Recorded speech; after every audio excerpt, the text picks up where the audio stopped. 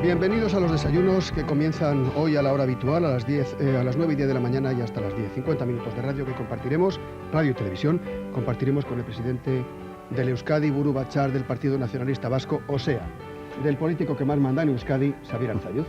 Usted ha dicho, preséntenme como un tal Arzalluz. Hagan el favor, voy a presentar a yo como un tal Arzalluz a usted. Bueno, es broma. Lo que pasa es que, ya sabe usted, resulta que yo cometí un grave delito de forma. Y lo hice expresamente. O sea que, de verdad, si está mal hecho, lo hice a conciencia. Si aquí viene un individuo y le dice, no, señor Carcedo, ¿quién pregunta? Un tal Rodríguez. Quiere decir que nadie le conoce. Es exactamente lo que pasó. Al señor Blázquez nadie lo conocía en Vizcaya. Por eso a Monseñor Blázquez. No, Monseñor en categorías eclesiales. Aquí yo soy político, aquí. Yo soy católico, creyente y practicante. Y tal vez por eso puedo hablar con más libertad. Porque lo cierto es que en toda esta polémica que se ha organizado por aquí, jamás he visto yo a tanto ateo defendiendo al Vaticano. Sí, esta es la segunda vez que lo ha dicho eso, señor Arzalluz, sí, hasta ahora. Antonio, buenos días. Hola, buenos días. Quiero sorprenderle yo con una pregunta. ¿Qué hacía usted el pasado día 7 de septiembre, jueves, digamos por la tarde? Pues no sé. Verse con el señor Venegas. Qué barbaridad. Yo por la tarde, esté usted seguro... ¿Por la mañana da clases? Que estaba en el caserío vigilando la obra y recogiendo tomates. El Correo Español, el Pueblo Vasco, asegura hoy mismo, dice hoy, que usted se reunió con el señor Venegas, o el señor Venegas con usted, para pactar un calendario electoral hasta el año 97 en un gobierno tripartito, en un gobierno de coalición en el que participarían PNV, CIU y PSOE. Eso es demencia. De eso se habló hace tiempo. Sobre todo en torno a cuando se pensaba que Felipe González iba a ir a la presidencia europea, que realmente tuvo grandes presiones de todos los sectores de Europa. No lo hizo. Y entonces se hablaba de, en vez de agotar la legislatura, poner como pasó con Suárez. Cuando Suárez cae, dimite por las razones que fueran y viene Calvo Sotelo. Y se habló mucho de esa fórmula. Pero después eso no tiene ni pies ni cabeza, porque yo me acuerdo que entonces el propio Pujol era contrario a la fórmula, y yo entiendo por qué, ¿verdad? Porque si viene otro candidato, es posible que, no siendo Felipe González, que no se entenderá nunca con Anguita, pueda entenderse con otro sector, en cuyo caso pues Pujol pierde una determinada categoría de llave de la situación. Pero, bueno, yo creo que, sobre todo en esta situación, más que Pujol es el propio Felipe. Felipe ha dicho ya tantas y tan reiteradas veces que van a ser las elecciones en marzo, que es muy difícil que quepa cualquier otra solución. Por lo tanto, y de luego de pacto, jamás, ni antes ni ahora. A nosotros la única vez que se nos invitó, la única vez, ni en público, ni en privado, ni por sector uno u otro del Partido Socialista, a formar parte de un gobierno, fue al principio de la legislatura por el propio Felipe González. Estuvimos nosotros en la Moncloa y bueno, pues no lo hicimos por mil razones, y Pujol desde luego se opuso siempre. O sea que eso, formulado así, es demencial. Bien, bueno, primero buenos días. Muy buenos días. Os he saludado, creo que os he saludado dos veces, Antonio, por lo menos con los ojos. Desde el domingo a las 9 de la noche en el Bernabéu, Julio César no me saluda, las razones tendrá, supongo, yo no las comparto, pero en fin, buenos días, Julio César también. Buenos días. Señor Arzalluz, fuera ya de bromas. El Correo es un periódico serio. A veces se dice, bueno, cuando el río suena es que lleva agua. Algo habrá habido en este sentido, digo yo, para que se publique pues una información. Pues eso se lo tiene usted que preguntar al Correo, ¿no? porque no cree usted que el Correo es tampoco siempre serio también. Por muy buen periódico que sea, mete la pata muchas veces. Y yo le digo a usted que el especular de esta forma, de pactos de este tipo, hoy, es demencial. Bueno, vamos a volver al punto en el que estamos, en la política española. Yo quería empezar por pedir a usted un análisis sobre la situación, porque bueno, hay muchos elementos nuevos desde que usted estuvo la última vez en este programa y desde luego desde la última vez que habló usted en público, que yo recuerdo fue el domingo, sin ir más lejos, claro. ¿no? Pero estábamos celebrando el centenario de mi partido, que no es nada menos, como usted ve, ¿no? Nada menos. Si el orden personal, ¿Usted con chubasquero? No, estaba en camisa. Era una lluvia muy tenue. Allí la lluvia así tenue no... Luego cayó más tarde mucho. Al final empezó. Por eso corté un poco. Hubiera sido más largo, pero bueno, era un mitin de un día del partido y de centenario, y bueno, traté temas importantes, creo yo. Sí, dijo usted frases muy fuertes, por ejemplo, incluso amenazó con no cumplir la Constitución, lo cual dio claro, mucho claro, que hablar, ¿no? Claro. Bueno, eso no es la primera vez, lo he dicho muchas veces. Mire usted, y lo saben en el gobierno, y desde luego lo he dicho en público, nosotros en nuestra ejecutiva habíamos decidido poner como fecha tope de considerar que era tiempo ya de culminar el desarrollo estatutario, que es una ley orgánica, por lo tanto hay que cumplirla, el 31 de diciembre pasado. Llevan ustedes años Por eso, pues reivindicando desde eso, cuándo, ¿no? Ujú. Bueno, y entonces, pues, claro, lo que pasa que el 1 de enero y demás, y ya había una situación de tal deterioro, que entendíamos que lo que no podíamos es empezar nosotros con más deterioros, ¿no? Y entonces, pues, seguimos intentando ir por las buenas, en pro de la gobernabilidad, como dice Pujol, por lo menos de no armar más escándalos, pero eso llegará.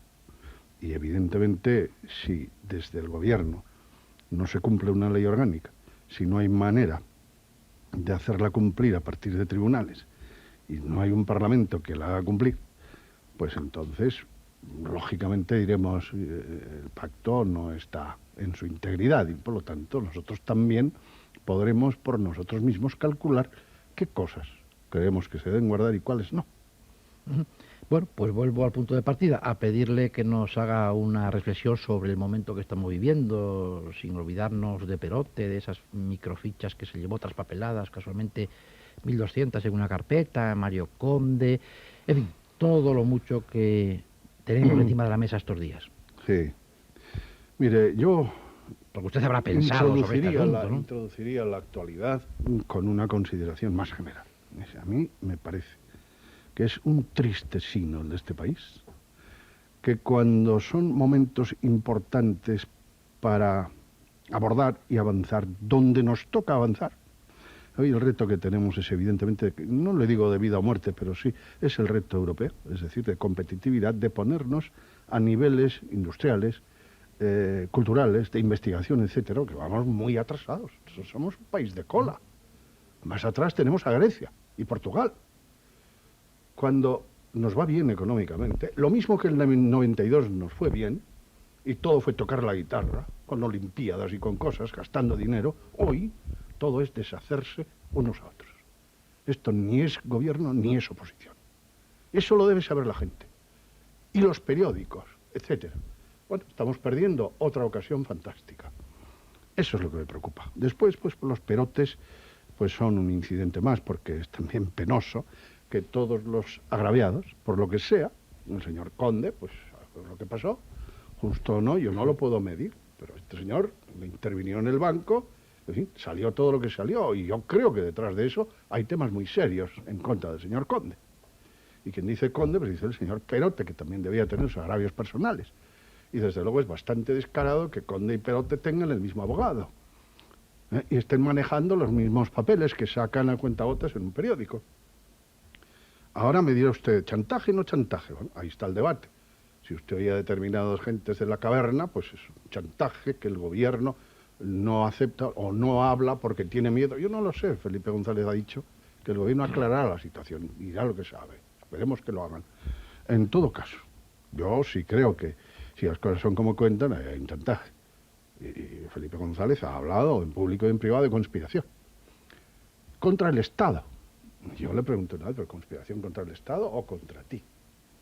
Y me dijo contra el Estado, porque está de por medio el Poder Judicial y, según lo que se dice, también la propia Corona. Es decir, aquí hay gente que, a partir de determinadas informaciones que poseen, pues están intentando o reivindicarse o volver a situaciones. Y yo digo, chantaje, no chantaje, según quien diga lo otro. ¿Cómo pueden en un país andar sueltos tantos papeles que dicen que fueron sustraídos de un servicio de información, que está bajo una ley estricta como tiene que ser, lo que regule los servicios de información? ¿Qué pasa? ¿Hay fiscales? ¿No hay fiscales? ¿Están esperando a algo? ¿No es claro lo que es patente para todos los ciudadanos, lo que sale en determinados medios de prensa? ¿Qué pasa aquí? Esto es lo que me preocupa. Y claro, esto al final es un desmoronamiento de muchas cosas, ¿no? Tienes un hincha rondo que evidentemente es un desmoronamiento de un concepto de hacer policía. un desmoronamiento de los medios de comunicación, etcétera, ¿no? Y todo eso en un momento, iba a decirlo, históricamente importante para que recuperáramos una buena parte del retraso que llevamos con Europa, que eso es lo urgente. Hoy viene la moneda única, Eso es una revolución. No vamos a poder entrar en primera línea, seguro que no vamos a poder entrar. Eso supone un bofetón para nuestra economía y para todos nosotros. Quedar absolutamente en un segundo plano europeo. Eso no preocupa, de eso no hablan los comentaristas. Aquí solo se trata, uno, mantenerse hasta marzo y el otro, derribarle antes de marzo. ¿Usted cree que es tan esencial eso? En fin, señor Zoido, Bueno, estoy echando un mito. Vamos a ir entrando en cada una de estas cuestiones, Pero de verdad porque que es hay por novedades separado, todas. claro, es lo que me preocupa. Bien, pues vamos por partes, si le parece. En primer lugar, ¿usted cree que hay una operación política, como denuncia Felipe González, orquestada? Es la famosa teoría de la conspiración, de la conjura. ¿Cuál es su opinión de lo que está pasando? ¿Hay gente que está organizándose con unos fines políticos claros, como denuncia el gobierno, o cree que son errores que en este momento se están conociendo? Bueno, yo creo que son errores que en este momento se están conociendo. Es un montón de, más que errores, ¿no? Abusos de poder, etcétera. Tal vez de malos hábitos y de situaciones tensas, pero desde luego serios atentados contra el Estado de Derecho. Que se están conociendo, pero se están conociendo de una forma que no es la debida, porque si alguien tiene revelaciones en ese sentido, es al juez el que tiene que llevarlos. Y no a un periódico para apretar en una situación determinada. Esto en sí, para mí... Felipe González ayer no se atrevía a decir chantaje, porque venía a decir, no tengo pruebas, porque claro, si hubiera tenido pruebas, el gobierno es el primero que tiene que llevar, porque el chantaje es un delito. Es el primero que tiene que llevar el tema al juez, ¿no? Pero desde luego el que también tiene que llevar el tema al juez es el que tiene esos papeles, y no a un periódico. Es decir, aquí, ¿qué está? Esto se está disolviendo todo. Hay unas prácticas que ni son democráticas ni son nada. No quiero seguir por ese camino. Bien, lo que sí se ha admitido es que ha habido contactos entre miembros del gobierno y del Partido Socialista con el abogado de Perote y de Mario Conde, con el señor Santaella, desde el pasado mes de febrero aproximadamente. Eso ha quedado demostrado. También se ha admitido la entrevista del propio Felipe González con Jesús Santaella en su despacho en el Palacio de la Moncloa. Quería pedirle la opinión sobre estos contactos, especialmente sobre la entrevista del presidente con Santaella. ¿Qué le ha parecido a usted, que ya ha recibido a Santaella en el Palacio de la Moncloa? Y también saber si usted tuvo algún tipo de información de que se estaba preparando una operación de este tipo, que lleva ya varios meses larvándose, aunque se ha conocido ahora. Bueno, yo siempre he oído la teoría de la conspiración, ¿verdad?, en los medios socialistas, y además pues lo han dicho públicamente también, y no tengo más conocimiento. El que le reciba a Santaella, bueno, ahora le están dando mucha importancia, sobre todo por los sectores de derecha, ¿no?, también de prensa. Sí es verdad que fue Suárez el que le llamó a Felipe González, como ha declarado el propio Adolfo Suárez, diciéndole que le parecía que era interesante para el gobierno. Yo no sé qué le dijo Santaella a Suárez. Santaella fue miembro, por lo menos, en no sé qué nivel del gobierno de Suárez, en su día. Entonces, si Suárez le dice a Felipe González, con el que tiene una buena relación hoy en día, pues que era conveniente que le recibiera, yo no creo que fuera simplemente un lápiz, ¿no? Sino, yo por lo menos hubiera entendido el que, bueno, este individuo te puede hacer una serie de proposiciones que serán buenas para todos. Si en ese marco le ha recibido, yo no veo por qué no le iba a recibir, ¿verdad? O sea, el recibirle en sí, yo no aprecio en ello ninguna cuestión menos ortodoxa. ¿Usted qué cree que hay detrás de esa frase que se dice en estos días, papeles que comprometen la seguridad del Estado? ¿De qué se está hablando exactamente? No sé, yo solo sé rumores, ¿verdad? Yo no estoy desde luego, ni en el fondo de la información, ni en los mentideros de Madrid, donde vengo lo menos posible. Es que hablar le trataremos mal, señora. No, en absoluto, pero es que no hay que venir, se intoxica uno. Es tal el cúmulo de cenas, de comidas, de noticias y demás, que al final yo creo que pero eso pide usted pilpil, como bacalao los al pilpil y jugadores que andan y no meten gol, pues es... Bueno, vamos a la segunda. Eso entre paréntesis. Quiero decirle que yo no sé, pero intuyo por todo lo que veo, que efectivamente este hombre fue allí a impedir una serie de cuestiones que iban adelante. Yo creo ver claro, sin más información que la pública, que el señor Conde y su defensa, primero, han llevado toda una batalla de cara al Poder Judicial, concretamente el que un juez sea sustituido por otro. Si es verdad que intentó que también el gobierno influyera en ese sentido, bueno, y que para eso utilizó determinados medios, ¿quién está apretado? Los rumores dicen que hasta el propio rey. Por eso es lo que avalaría lo que decía Felipe González, que es una conspiración contra el Estado y no contra el gobierno solo. Yo no sé más. Pero, evidentemente, no estará muy lejos de esto que estamos diciendo, lo que sucede. Decía usted, señor Arzalluz, que parece que ahora todo va a una mera discusión de fechas, ahora o en marzo.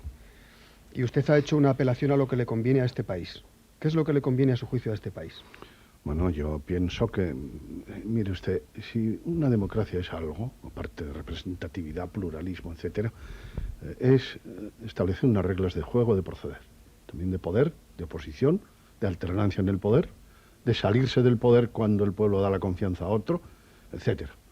Y estas reglas para mí son fundamentales y aquí se está violando todo. Yo creo que se violaron cuando echaron a Suárez, lo echaron de mala manera. Y en ello tuvieron parte también los socialistas, aunque digan que no. También gente de la propia UCD. Aquello fue un fallo democrático que nos puso en el trance de un golpe de Estado. Hoy, de momento, no parece que hay golpes de Estado, pero lo que está sucediendo hoy es también en contra de las reglas de juego. Y entonces yo pienso, yo si fuera Aznar, que no lo soy, afortunadamente para mí, porque no, sin ningún desdoro por su parte, pero yo pensaría que lo que está pasando ahora en este embate general de determinados medios, métodos, etcétera, contra Felipe González, con el objeto de acelerar la caída del gobierno, me va a pasar a mí el día de mañana. Es decir, los mecanismos que hay aquí en marcha no se van a detener porque después estén los conservadores o la derecha en el poder. Son malos usos. Aquí hay un descontrol enorme. Hay un descontrol de los medios de comunicación. Hablan del cuarto poder. Es un poder descontrolado, incontrolado. Uno pediría garantías. Es libertad toda. Usted diga lo que quiera de mí, pero hay de usted si me calumnia, porque entonces hay una sala de prensa en los tribunales donde usted y yo vamos a comparecer. No hay nada de esto. Esto, claro, un día lo va a pagar también Aznar. Por eso le digo que las reglas de juego no son solo para hoy. Son las que el juego de poder, oposición, etcétera, están fallando. Yo personalmente creo, y nosotros allí lo procuramos, el guardar a toda costa los 4 años que marca la ley de tope y de responsabilidad de un gobierno elegido por el pueblo, por el Parlamento. Felipe González, una vez que perdió la mayoría absoluta, disolvió las cámaras en la legislatura anterior, ¿no? Todavía tenía mayoría absoluta, un año antes. Y ahora prácticamente las va a disolver, año y medio, algo más, de lo que corresponde a la ley. Este es un mal hábito. Ahora bien, le están obligando por cosas que sucedieron, que efectivamente hicieron mal, y que deben responder de ellas. Pero esta forma de llevar las cosas no es buena. Se están descalabrando las reglas de juego y eso un día lo va a padecer Aznar. ¿Quiénes son los culpables de que se descalabren a su juicio, señor Arzalluz? Todos. Yo creo que la oposición, el partido principal de la oposición, el acoso este de... Usted ve los argumentos de los agentes de Aznar y el propio Anguita siempre terminan en lo mismo. Llueva o haga sol, Felipe González a casa. Todo desemboca ahí. Me parece muy bien que lo quieran echar, pero bueno, yo creo que hay 2 medios constitucionales. Yo los explico todos los años. Si ustedes quieren echarlo y creen que esto es perjudicial, moción de censura. Y si no la sacan, es que ese señor tiene el respaldo de la mayoría, o por lo menos no la oposición de la mayoría. Y segundo, que es el propio Felipe González el que establece una moción de confianza, por ejemplo, ahora con los presupuestos. Son los 2 únicos medios que hay para echar a alguien del gobierno. Y eso no se está respetando. Hay que reconocer, señor Arzalluz, que usted cuando pega sacude bien. Y hoy ha atacado fuerte a los medios de comunicación. Sí. Habla usted de desmoronamiento, de descontrol. Descontrol. Aquí estamos. Yo le digo, en 2 yo lo medios de padezco. Yo cada 3 comunicación. meses se meten conmigo de una forma desaforada. Y los que leen, desde el ABC hasta otros, no saben ni lo que he dicho. Solo saben lo que se manipula, o lo que conviene. Conviene al director o al medio, que todo el mundo está comprometido políticamente. Algunos pasan de independientes. O sea que esto, yo requeriría una defensa. Y como yo, cualquier otro hombre, público o no público. Hoy ante la prensa estamos indefensos. Ante determinada prensa, sobre todo. Bien, pues hacemos un salto para cambiar un poco de tema, para hacer más variado el desayuno, además hay muchas preguntas. Volvemos al asunto del obispo de Bilbao, del monseñor Blázquez. Bueno, usted tuvo una reacción en esto muy contundente en contra de ese nombramiento, y el PNV es un partido cristiano. Bueno, yo lo he dicho, yo soy católico, practicante además. Y no veo bien el aborto y todas esas cosas. O sea, que yo soy un individuo normal. A lo mejor por eso tengo, como político, obligación de hablar con más claridad y con menos, vamos a decir, veneración. Eso fue además, mire usted, yo no fui el que saqué el tema, lo sacó la ejecutiva de mi partido en Vizcaya, que es a quien corresponde. Sacaron una nota, preocupados, cuando supimos que ya era el señor Blázquez el que iba de obispo de Bilbao. O sea, que nosotros lo dijimos ya a tiro hecho. Antes Ardanza declaró que él había hecho una serie de gestiones encargado por consejos diocesanos y demás, ante el nuncio, y él creía que sí, que habían sido atendidas las razones. Cuando vimos que ya estaba hecho el tema, pues entonces Vizcaya sacó una nota. Y a mí en una conferencia de prensa más tarde, en la rueda de prensa que solemos hacer en agosto, me preguntó un periodista, sobre este tema. Y yo dije lo que dije.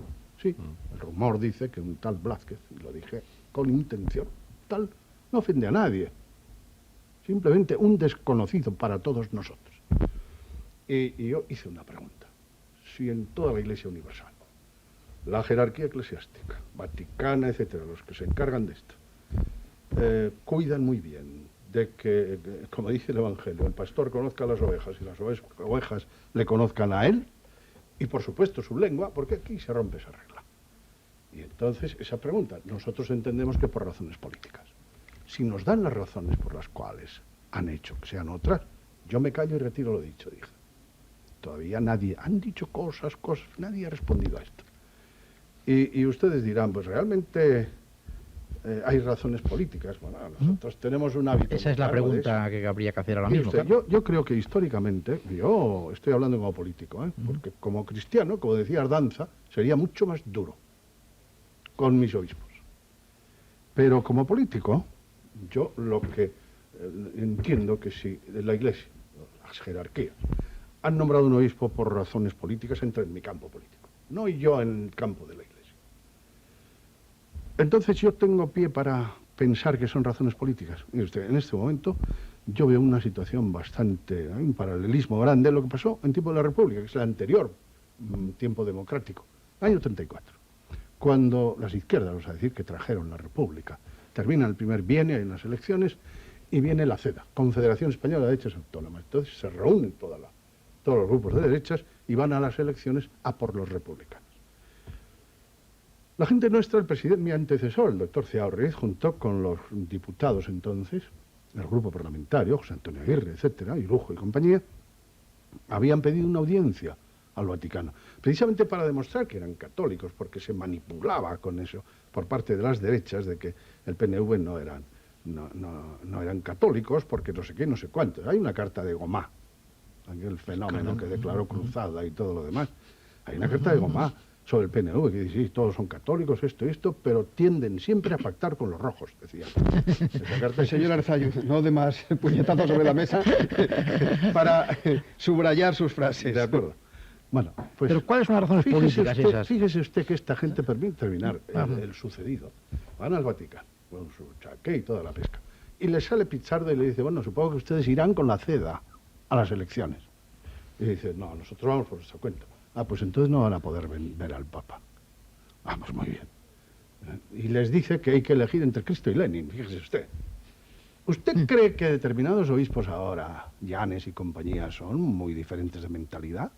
Hoy, Llanes, Blázquez, etcétera, creen, y algunos de ellos lo han dicho, que ser del PSOE o aliarse con el PSOE es vivir en pecado mortal. Porque esos del PSOE van con el aborto, etcétera, etcétera, etcétera. Esto no es un decir, Y entonces, evidentemente, hay un interés. Yo entiendo que la Iglesia, como el LABI, como los sindicatos, como tiene unos intereses concretos, no los va a tener. El que no se apruebe el aborto, el que la enseñanza religiosa. Y son muy dueños de influir socialmente para conseguirlo. Lo que no tolero es que en su régimen interno, en sus nombramientos propios, por esta, diríamos, actuación política, elijan a uno u a otro según les convenga para una determinada finalidad política. Esto es lo que no entiendo, y menos rompiendo unas reglas que son de universal procedimiento. Pues creo, en resumen, que hoy muchos obispos, y desde luego lo que es la línea oficial, está trabajando para que venga el PP. Así de claro. Así de claro, esa es mi opinión. Bien, pues vamos de poderes fácticos, señor Arzalluz, de la Iglesia al Ejército. El pasado lunes, hace muy pocos días, en Madrid, un personaje al que usted conoce, Enrique Rodríguez Galindo, recibió su fajín de general, de manos del ministro de Justicia e Interior, Juan Alberto Belloc. Durante muchos años, el hoy general Galindo fue el máximo responsable del cuartel de Inchaurrondo, en Guipúzcoa, un lugar que usted también conoce y sobre el que se ha pronunciado en muchas ocasiones. El acto estaba previsto celebrarlo en Inchaurrondo, era la petición, el deseo del general Galindo, y finalmente, después de los últimos acontecimientos políticos y las revelaciones de Inchaurrondo, se ha hecho en Madrid.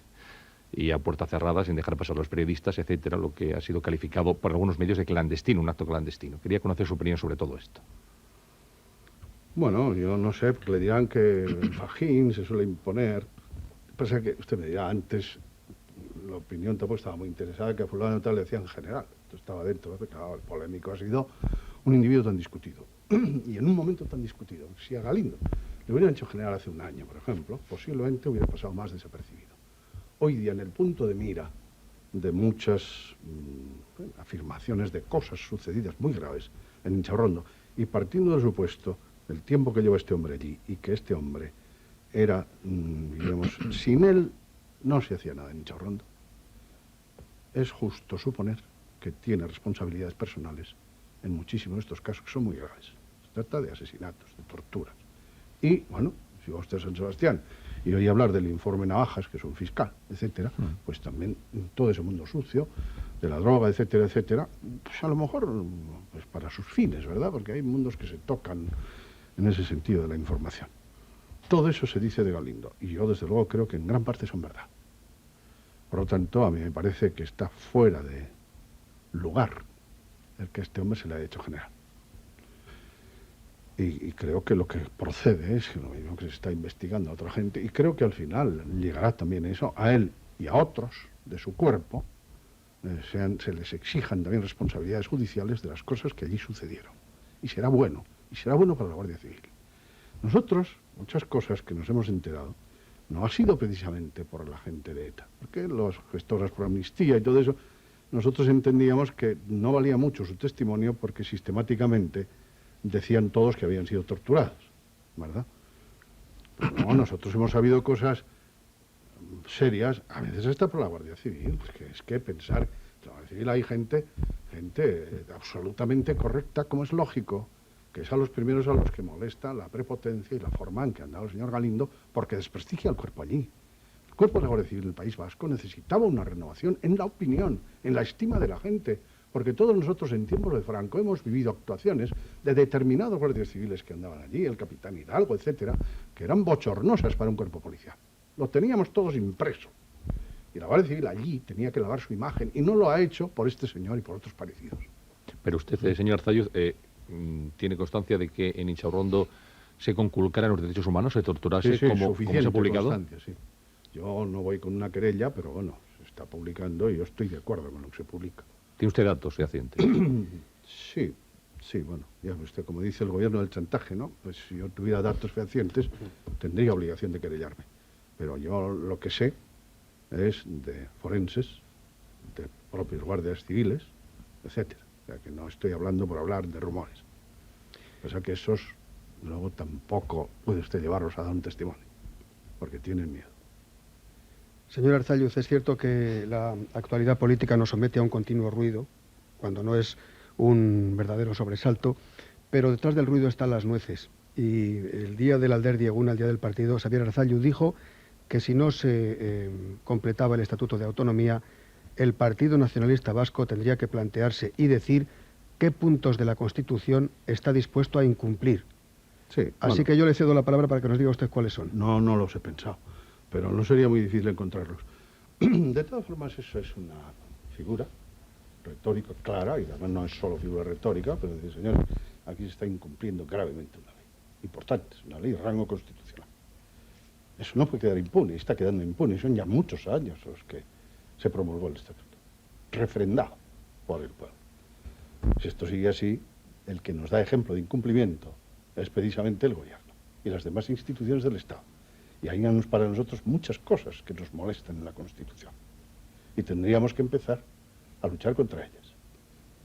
¿Qué sé yo? Pues usted me dice, no, yo tampoco tengo pensado. Eso dependerá. Señor Alzayo, Dependerá de la ¿cómo no va a tener situación. pensado usted, catedrático de Derecho Constitucional, dando clases todos los días y habiéndose leído al revés la Constitución y pudiendo recitarla en euskera, qué puntos no está dispuesto a cumplir o qué puntos objetaría el Partido Nacionalista Vasco? Hombre, en primer lugar, yo no he pensado en serio en qué puntos. Me vienen 4 enseguida, pero no se los voy a contar, porque esas cosas no se hacen anunciándolas. Pero usted fíjese, yo por ejemplo estoy en absoluto desacuerdo, no ya con el artículo 8º de la Constitución, el papel del ejército como garante de la Constitución misma y de la unidad territorial, etcétera, ¿no? Y pues, con el CSIC, que es un órgano militar, que es algo absurdo, que toda la información exterior e interior esté dirigida y llevada por militares responsables ante el Ministerio de Defensa, aunque luego digan que es de presidencia. No estoy de acuerdo con el Tribunal Constitucional. En un país de estructura diferenciada como esta, el que sea un Tribunal Constitucional elegido como se elige es una garantía de parcialidad. Y no porque sean gente parcial, sino son de una mentalidad, ¿no?, en la que nosotros siempre saldremos perdiendo, etcétera, y de ahí para adelante, ¿no? O sea que, usted imagínese que un día, por ejemplo, pues hay una ley o una disposición, un decreto del gobierno que nosotros entendemos que es contra nuestro estatuto, y entonces pues, podemos plantarnos simplemente. Entonces la Constitución tendrá sus previsiones, a ver qué pasa. O sea que si se desarrolla el Estatuto de Autonomía, ustedes sí estarían dispuestos a respetar la Constitución y a no objetarla. Ese fue el pacto. Nosotros, a partir de un nivel de autonomía, que es lo que refleja el Estatuto, nos comprometimos a cumplir las reglas de juego que he dicho antes, democráticas. No a cambiar ninguna de nuestras aspiraciones, pero cualquiera de ellas iría por los cauces contemplados por la ley. En su discurso del domingo también alertó usted contra la probabilidad de un gobierno del Partido Popular. Habló usted de la derecha agresiva, del peligro de una derecha agresiva. ¿Por qué? ¿Por qué le se da a usted miedo que gobierne el Partido Popular? A mí no me da miedo Aznar. Pero, mire, tampoco le quiero dar otro rollo teórico, ¿verdad? Pero en este país, en la Constitución, ha fijado un sistema de elección proporcional, sistema electoral. Por lo tanto, que da pie a una pluralidad grande en un Parlamento, no de 2 partidos prácticamente alternantes, como en Inglaterra. Y aquí resulta que todo el mundo tiene su referente, menos el PP. El PP, si esto fuera realmente un pluralismo tal como propicia un sistema electoral como el que hay, debería haber aquí un partido de extrema derecha. El PP tiene dentro de sí, entre sus votantes y entre su mundo, a toda la, pues el franquismo, a toda la, prácticamente, pues habrá algún grupúsculo por ahí, pero a todo lo que fue y hemos conocido como franquistas que no han claudicado de lo que son. Y hasta el golpismo. Todo eso está ahí dentro, arriba a los socialistas. Entonces yo digo, la derecha económica, la tradicional, el cacicato tradicional, determinados sectores del ejército, le van a dejar de verdad a Aznar hacer lo que quiera. Es decir, el triunfo socialista ha sido porque dejándose de radicalismos socialistas frente a sectores del propio partido, centraron el partido. Hoy hay una masa sociológica en un centro que decimos que el que se lleva al gobierno. Si el PP se va realmente, que es lo que quiere Aznar, centrar, pero ¿y si no le dejan? Este es mi temor, que haya una derechona cavernícola que concibe el poder, ya estamos otra vez y aquí estamos para mandar. Y si no, veremos a ver qué pasa con el tiempo y veremos a ver si Aznar sujeta todo eso. O tiene que pasar la mano por el lomo de la fiera. Bien, vamos a ver otra. Estamos ante una situación muy difícil. Usted antes pintó un panorama de la situación española muy complicado, muy difícil, desde luego, con muchos desmoronamientos. Usted enumeró unos cuantos. Bueno, no es la primera vez que un país se enfrenta a situaciones como esta. La historia nos repite, pues muchos casos, muchísimos casos. Siempre se encontraron soluciones. Los pueblos, al final, pues siempre de alguna manera salen hacia adelante, mejor o peor. Muchas veces ha habido pactos de Estado entre las fuerzas políticas, las fuerzas sociales, los intelectuales. ¿Usted qué sugeriría ahora mismo como solución para toda esta confluencia de problemas, de males que estamos sufriendo? Mire, depende de temas, ¿no? Estoy seguro, señor Alzayo, yo que le pondría, usted por ejemplo, pensó el tema en de esas la, cosas, ¿no? el tema de la violencia. El tema de la violencia, yo muchas veces, he pedido y he lamentado que no haya, por ejemplo, lo que hay en Inglaterra. Fíjese usted, en Inglaterra, desde hace años hay un pacto de caballeros entre laboristas y conservadores de no tocar el tema de lo que hiciera el gobierno en cuestión. En este momento viene la paz en el Ulster, está Major, después de las cosas que hizo Thatcher. Major es el que lleva el tema, mal que bien, lento o rápido.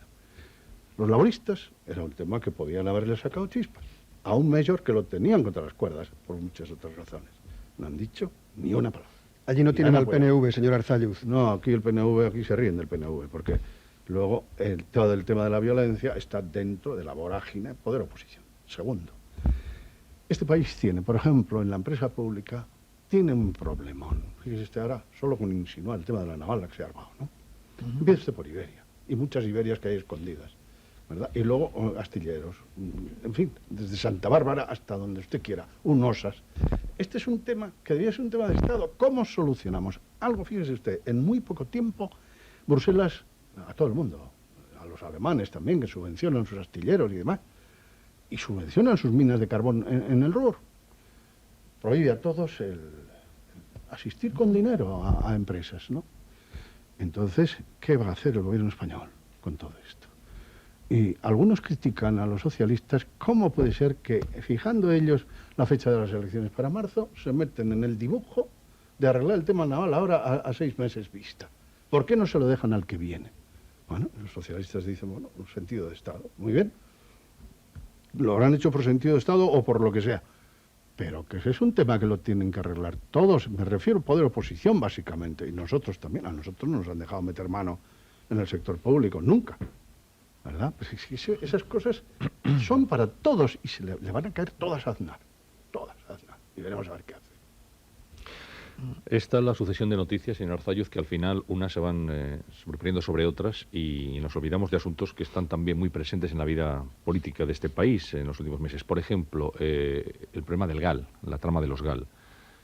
Usted obviamente conoce bien el problema y ha tratado a los protagonistas de lo que ha sido la transición política española y también a los responsables del Ministerio del Interior. Ahora mismo será el Tribunal Supremo el que tenga que pronunciarse sobre la oportunidad o no de conceder los suplicatorios o de pedir los suplicatorios al Parlamento para 4 personalidades aforadas, Barrio Nuevo, Venegas, Serra y Felipe González. ¿Usted qué opinión tiene de todo esto? ¿Cree que estas personas u otras han estado implicadas directamente en la trama de los GAL? Bueno, yo sí creo que, o sea, siempre teníamos y decíamos, porque tampoco podíamos decir más, ¿no? Hoy ya se aducen muchas cosas que yo creo que equivalen por lo menos a indicios o algo más que indicios. Sabíamos, o sea, nosotros teníamos desde un momento determinado, que no fue del todo al principio, de que andaba dinero público, vamos a decir, presupuesto, fondos reservados, pero dinero público en el tema. Nosotros la primera noticia que tenemos es cuando Amedo, teníamos una chancha embrionaria que solo tenía el tráfico y un casino solo que había en toda la comunidad, todavía hay, solo uno, el de San Sebastián. Y veíamos cómo Amedo y otros gastaban allí dinero a raudales, etcétera, etcétera. Y es cuando empezamos a ver esto no es de unos industriales. Bueno. Entonces, muy poco a poco vamos viendo que hay algo organizado, lo que no sabemos hasta dónde llega. Y después, bueno, la certidumbre de que eso es imposible, que los responsables de Interior, que son los que en definitiva sueltan el dinero, no sepan para qué va. Y el aparato que ahí se montó fue muy importante.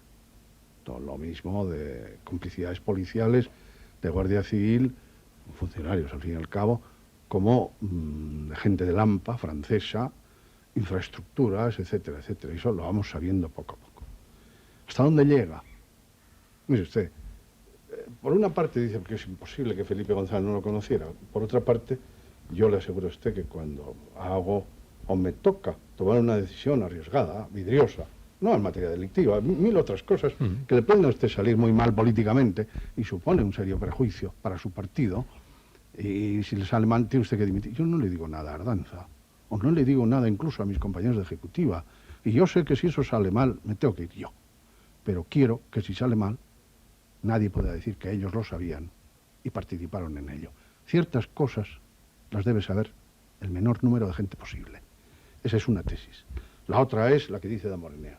Si sabías, ¿cómo no iba a saber el presidente de mi partido allí, que era Venegas? Y con Felipe González estuve yo. Mire usted, yo encuentro que la lógica puede funcionar y cada uno puede pensar. Pero evidentemente en este tema, a la hora de las pruebas, primero tiene usted una gente como García de Morennea, y no le digo a Medo y demás, que para mí pues tienen poca credibilidad en este momento. Yo desde que le veo a Medo dando una conferencia de prensa al lado de Ruiz Mateos, etcétera, pues yo puedo pensar que hay otros muchos intereses y cosas en lo que estos señores puedan decir. Y bueno, yo creo que el camino más seguro es el juez. Y si la judicatura sigue la pista, el GAL es un fenómeno muy amplio, el que intervinieron mucha gente y todavía faltan muchos por aparecer. Saldrá, si hay jueces que sigan, y yo creo que es bueno que sigan, porque yo entiendo que, por una parte, hay una cierta hipocresía, porque había muchos que estaban de acuerdo con el GAL y a una hora dicen, pues claro, hombre, es lo que debían haber hecho. Lo único que lo habían hecho mejor y matar más gente. Esto es lo que piensa mucha gente. Pero hay otra cosa más seria, y es que con esos criterios echamos por tierra lo que llamamos Estado de Derecho. Y lo convertimos al final en un Estado de derechas, que es una cosa muy diferente.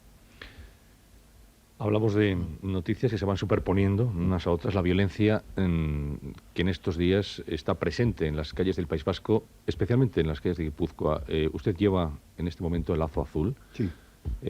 Como Por cierto, nosotros llevamos el lazo azul y luchamos, y la gente sale, y los otros, porque se les va, salen a... Bueno, yo quería preguntarle... Aquí nadie lleva el lazo azul por Anabel Segura, ni por el industrial zaragozano, que todo hay que decirlo. Ahí parece que los vascos, aquí hay muchas cosas. Y no veo yo reacción social.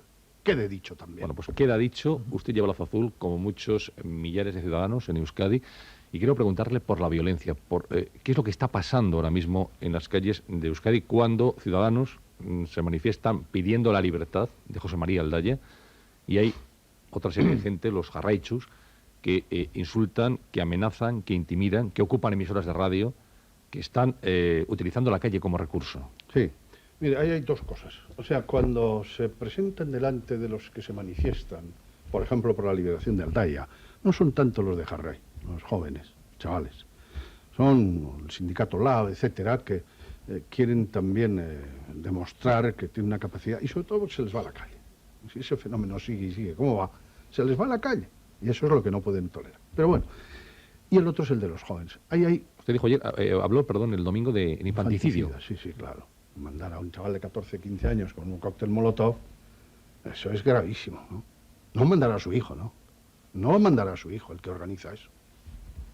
Pero bueno, ahí hay una cuestión. Mire, dicho brevemente, porque los oyentes no tienen por qué conocer al detalle estas cosas, primero hay un bajón de ETA. ETA no está en sus mejores momentos, después lo de Vidal, aquello queda reducido a la mínima expresión, y ahora hay la discusión si realmente está levantando cabeza o no otra vez. Bueno. Pero queda reducido a la mínima expresión, de vez en cuando pues pegan un tiro a uno de la droga o a un policía o lo que sea, pero bueno. Entonces hay una especie de congreso que hacen todo el tinglao que hay en torno a ETA, CAS, etcétera, y una ponencia famosa que es Oldartzen. Y en esa ponencia hay una cosa, critican a HB, critican al Carri, desde luego, a HB le dice a ver si se creen que con hacer 3 manifestaciones multitudinarias al año y se quedan satisfechos, y de sacar votos y de sacar más votos han creído que hacen algo por la independencia de Euskadi, etcétera, etcétera, que con eso no pasa nada. Y dicen, estamos haciendo dejación, los de CAS, de nuestros compromisos y nuestras responsabilidades en ETA. Y los demás no hacemos nada. Y los demás tenemos también que mojarnos, salir a la calle y empujar. Claro, de esos empujones solo se ven dos. Uno, el que le digo que lo hace prácticamente el sindicato LAB. Los trabajadores de Aldaya salen, los del sindicato LAB, como diciendo que, bueno, aparte de Aldaya hay otros muchos problemas. Y luego a los chavales que los sacan a las algaradas. No han inventado nada, porque esto de las algaradas, y yo digo de paso, aquí hablan de cabezas rapadas, ¿no? Aquí no solemos inventar nada, y me refiero al País Vasco y me refiero también aquí. Generalmente las cosas, yo siempre he visto los ocupas, los insumistos, estos problemas verdes, estos vienen de fuera. Es decir, antes las iniciativas han sido fuera. Lo mismo el terrorismo, no se inventó aquí. Y este fenómeno de los jóvenes en la calle también viene de fuera. todavía no ha llegado aquí a su punto álgido. Si aquí llegan, por ejemplo, a lo que está pasando en Alemania, el día del caos en Hannover, donde miles de gente... ¿Conserva usted el acento alemán, señor Arzalluz? Sí, porque estuvo usted en Alemania mucho tiempo. Sí. ¿Y habla el alemán muy bien? Alemán. Yo hablo bien alemán, sí. Contra lo que ha dicho un colega de ustedes, que dijo una serie de tonterías. Hannover lo ha dicho, vamos. Sí, claro, sale Hannover, claro. Pues todavía no ha llegado. Hay miles de jóvenes de toda la República Federal y sobre todo de los del ex Alemania comunista se reúnen en Hannover a destrozar la ciudad y llevan los del Land de Baja Sajonia, llevan allí policías de los Länder vecinos, que allí la policía es federal, no hay una policía del Estado, y andan como pueden, porque no pueden con ellos. Esto va a más, quiero decir. Aquí se acusa de pasividad a la derechancha. Sí, claro. Desde muchos sectores. Claro. Eso es otra cuestión, eso es otra historia, sobre todo ABC. ABC saca la teoría que Inchaurrondo, nosotros estamos con Inchaurrondo para echar a la Guardia Civil del País Vasco y dejar solo la Ertzaintza. Entonces yo lo dije también, porque esas cosas nunca cuentan aquí. Yo dije solemnemente, delante de los miles de afiliados simpatizantes nuestros, que es decir, a todo prácticamente el nacionalismo democrático. Yo les dije claramente, nosotros hemos pactado el estatuto y lo cumplimos, otros no lo están cumpliendo. En el estatuto da a la Ertzaintza sus atribuciones, a la Guardia Civil las suyas y a la Policía Nacional las suyas. Y nosotros los queremos así. Por lo tanto, no estamos hablando de echar a la Guardia Civil. Entonces, bueno, eso es lo que desvirtúa lo que están diciendo. No echamos a la Guardia Civil. La Guardia Civil tiene que estar para lo que está. Y designa el estatuto. Entonces viene la contraria. La Ertzaintza no actúa con la contundencia debida. Entonces es necesaria la Guardia Civil. ¿Para qué es necesaria la Guardia Civil? Para salir otra vez a la calle. La Guardia Civil es competente en lo que enseña el estatuto. Y ahí es donde debe trabajar. Pero ahí hay una mistificación, que es otra historia. Pero lo de los jóvenes, como le digo, a unos le dan una gravedad tremenda, porque en su momento álgido es muy desagradable. Pero, bueno, veremos a ver, primero, cuánto dura. Y segundo, acostumbrémonos, en otro orden de cosas, y en los demás sitios, a ver este tipo de fenómenos. Y yo hago una pregunta. De lo que pasó en Cádiz, ¿qué? ¿Actuó mal la policía? ¿Hay alguien detrás? Pues yo estoy convencido que las cosas no son espontáneas. ¿Cuál es, señor Arzalluz, finalmente, ya para terminar, estamos terminando, su opinión sobre esta interrupción voluntaria del presupuesto que se ha producido? Bueno, yo creo que es evidente lo que pasa, ¿no? El señor Pujol, antes de conocer... A nosotros, por ejemplo, nos llamó Solbes, y fueron allí, a Sagasti y compañía, pues a oír cuáles iban a ser las líneas generales del presupuesto. Y también estaban citados los catalanes. Y entonces, justo cuando estaban los nuestros en el ministerio, Convergencia y Unió anunció que ellos iban a poner enmienda a la totalidad al presupuesto. Lógicamente, cuando Pujol anuncia y Durán anuncian una enmienda a la totalidad sin conocer el presupuesto, la razón de la enmienda no es presupuestaria, no es que estén en desacuerdo con el presupuesto, porque todavía no lo han visto. Es una razón, diríamos, política. Ellos tienen sus elecciones, quieren tenerlas fuera de determinados compromisos y anuncian ya que rompen y nada más. Es legítimo. Que lo hayan hecho mejor o peor, eso es cuestión de apreciación, pero bueno, creo que es eso. Y entonces ya no apoyan más. Hombre, yo me siento tentado de decir que mañana estará aquí el hombre que le llamó a usted el cura Merino, en los desayunos, digo. ¿Anguita? Sí, señor. No, es una pena, Anguita, es una excelente persona. Pero bueno, me ha llamado animal, de una forma muy... Me ha llevado, Sí, me ha porque llevado yo personaje no, de zoológico. yo no. Podía ser Sí, algo así, ha sido. Un espécimen de zoológico. Un espécimen de... Pero bueno, en el zoológico también hay trabajadores. Animal, hombre. El zoológico no vea usted que hay trabajadores, no, hombre. No sé. Alguien tiene que vigilar a las fieras. A señor- esos no se señor refiere Arzalluz. Anguita, pero bueno, yo sí, total, yo qué le dije a Anguita, yo estaba haciendo un cuadro de situación que es muy real, la caída de todos los ismos, ¿verdad? El fracaso después del socialismo real, y dije, todos los maoísmos, trotskismos y demás han quedado, y su gente es frustrada. Queda Anguita ahí, con un leninismo reciclándolo, ¿no?